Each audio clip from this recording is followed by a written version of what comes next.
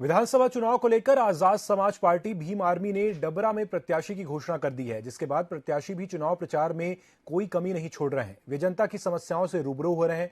वहीं चुनाव प्रचार के दौरान आजाद समाज पार्टी भीम आर्मी प्रत्याशी रुपेश अपने विरोधियों के खिलाफ निशाना साधते नजर आए, जिसे लेकर हमारे संवाददाता मदन झा ने प्रत्याशी रुपेश कैन से चुनावी चर्चा की। मध्य प्रदेश में विधानसभा चुनाव की शुरुआत के बाद में अभी हम बात करें आजाद समाज पार्टी जो भीम आर्मी के नाम से हम लोग जानते हैं, डबरा से प्रत्याशी के तौर पर रुपेश कैन जो कि अर्चन बस्ती में काफी जाने माने चर्चित चेहरे हैं, इनको यहाँ से प्रत्याशी बनाया गया है। कहीं ना कहीं देखिए बीजेपी और कांग्रेस दोनों ही गुटबाजी का शिकार हो गई है। ऐसे में रुपेश कैन को आजाद समाज पार्टी से प्रत्याशी घोषित किया गया है। क्या उनकी रणनीति है, हमारे साथ मौजूद है, बात करते हैं क्या उनकी तैयारियां चुनाव को लेकर, किस तरह का प्रभाव इस चुनाव पर डाल रहे हैं। नमस्कार रुपेश जी, बहुत स्वागत है आपका।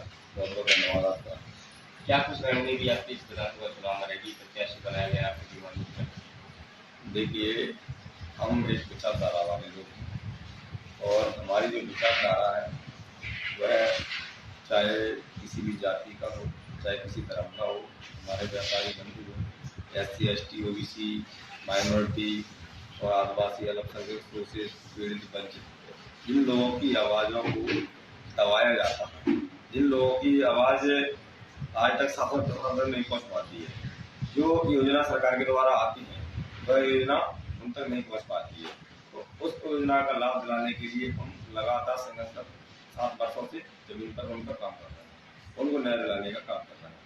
रही बात भीम आर्मी समाज पार्टी, तो किसी पर्चे की मोहताज नहीं, रुपेश के नाम पर भाई किसी पर्चे का मोहताज नहीं। हमने जावी किसी के साथ अन्य अत्याचार हुआ है, हमने अपनी जान की बाजी लगाकर उनको न्याय दिलाने का काम करा है। तो हम अपनी रणनीति लेकर के केवल जो हमने 5 साल संघर्ष किया है उस संघर्ष को लेकर के हम जनता के बीच में जा रहे हैं और जनता के बीच में उस संघर्ष को बता रहे हैं। बस हम बताने की भी जरूरत नहीं है, जनता तो संघर्ष को जानती है। और यहाँ पर जो इस तरीके की डर्टी पॉलिटिक्स चल रही है, जैसे कि भाई एक दूसरे पर लांछन लगाना, आरोप प्रत्यारोप लगाना, मानता हूँ राजनीतिक क्षेत्र में ऐसा होता है, लेकिन ये भी नहीं होता है कि जिस तरीके से आप पॉलिटिक्स के माध्यम से अपना राजनीतिक दबदबा होता है उसका गलत इस्तेमाल न करते हैं, जो गलत इस्तेमाल देखा जा रहा है। अभी हाल में आपने देखा होगा एक हमारे भीम आर्मी के पार्टी के पार्टी उनका गोली चलाई गई, तो कहीं ना कहीं हमारे जो टिकट वितरण हुए हैं उनसे सरकार डरी हुई है। और मैं डबरा के प्रत्येक वार्ड प्रत्येक गांव से संपर्क में हूँ, सारे लोग हमारे क्षेत्र में लगे हुए हैं, काफ़ी अच्छा जनसंपर्क में ऐसा अच्छा माहौल बना हुआ है, सभी लोगों का समर्थन मिल रहा है। कहीं ना कहीं राजनीति में आज आप पहली बार यहाँ के विधानसभा चुनाव में प्रत्याशी है, इससे बीजेपी और कांग्रेस और बीजेपी में ज्यादातर इतनी बड़ी राजनीति का जिनको अपन कह रहे हैं कि इमरती देवी सिन्हा जो कि कांग्रेस का भी विधायक रही, मंत्री भी रही, अब बीजेपी के प्रत्याशी। ऐसे में सुरेश राजे भी एक बार विधायक बन चुके हैं, ये दोनों नेता ही आपके सामने हैं। ऐसे में तीसरे आपके प्रत्याशी बीमारी भी नहीं है, आप किस तरह से इनका सामना करें, किस तरह से इनके चुनाव में इनको इनका समर्थन या किस तरह से इनका आप अपने प्रति जो निष्ठावान है, किस तरह से आप जीत हासिल करें, किस तरह का पूरे चुनाव प्रक्रिया में रणनीति? देखिए, मैं पहले तो जिनका आप नाम ले रहे हैं मंत्री इमरती देवी जी का, मैं उनको नेता नहीं मानता हूँ।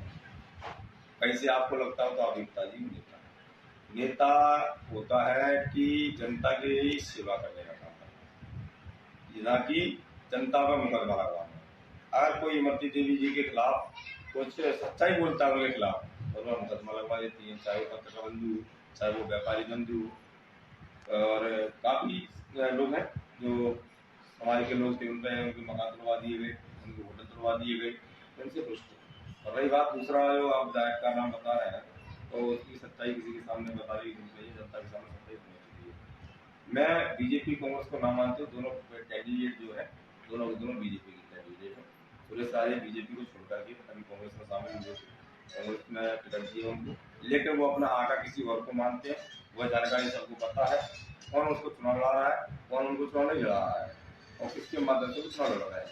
तो कहीं ना कहीं बीजेपी और कांग्रेस दोनों एक है और प्रत्याशी भी जो अलग पार्टी से घोषित हुए हैं वो दोनों समझी और समझे चाहे समझे जीत जाए तो कोई दिक्कत नहीं है, समझे जीत जाए कोई दिक्कत नहीं है। ये जनता के बीच में माहौल बन चुका है कि समझे समझ को नकारना है और युवा चेहरा को वोट दे करके प्रत्याशी जो हमें मुझे बनाया है, तो मुझ पर भरोसा जता करके जनता पूर्ण रूप से तैयारी के साथ में मुझे विधानसभा भेजने का काम करेगी, मुझे पूर्ण विश्वास है और जनता ने भी पूर्ण विश्वास दिया। यहाँ तक ये लोग अपनी गाड़ियों में 1000 रुपए देकर 500 रुपए दे करके लोगों को ले जा रहे हैं। अभी मैं 4-5 गाड़ी मेरी 4 व्हीलर जो गाड़ी थी, मेरे जो कार्यकर्ता थे, जो समाज बंधु थे, जो बदल समाज के सभी साथियों का समर्थन मिल रहा है, रावत समाज, गुरु समाज के लोग, साधु समाज के लोग हैं, हमारे प्रजापति समाज के लोग हैं, सारे लोग समाज के लोग हमारे बीच में अपनी गाड़ियों के माध्यम से जा रहे हैं। तो मेरी गाड़ियों को रोकने का भी प्रयास किया जा रहा है, जबकि उनकी गाड़ियां 100 गाड़ियां चल रही है, 50 गाड़ियां चल रही है, क्योंकि पैसा है, क्योंकि वो जो मिला हुआ 50 करोड़ रुपया उसको कहाँ खर्च करोगे आप? उस पैसे का दुरुपयोग करके इन गाड़ियों से ले जा करके हमारे कार्यकर्ताओं को लुभाने का काम कर रहे हैं। लेकिन बीमार में समाज पार्टी के कार्यकर्ता और समस्त हमारे SC ST OBC समाज के लोग जाग चुके हैं और जान चुके हैं। आने वाले समय में 2023 में चुनाव है, नवंबर को आप उसको देख लीजिए। और 3 दिसंबर को हमारे राष्ट्रीय अध्यक्ष जी का जन्मदिन है, जन्मदिन है। मध्य प्रदेश की जबरदस्त बहुत अच्छा परिणाम मिलेगा। दावा कर रहे हैं अगर वो विधानसभा चुनाव जीतते हैं तो लगातार जनता की आवाज विधानसभा में उठाएंगे, डबरा को जिला बनाने की आवाज उठाएंगे। कहीं ना कहीं बीजेपी और कांग्रेस के जो नेता है उन्होंने डबरा का विकास न करते हुए स्वयं अपना विकास किया है, ऐसा इनका मानना है। और कहीं ना कहीं विधानसभा चुनाव में अगर जनता इनको जीत हासिल करवाती है तो ऐसे में ये विधानसभा में डबरा की विकास की, जनता के विकास की संपूर्ण वादे इनने किए हैं, ये पूरे विधानसभा में उठाएंगे। तो ये थे हमारे साथ उपस्थित हैं भीम आर्मी से कैमरामैन परिषद के साथ मदन झा।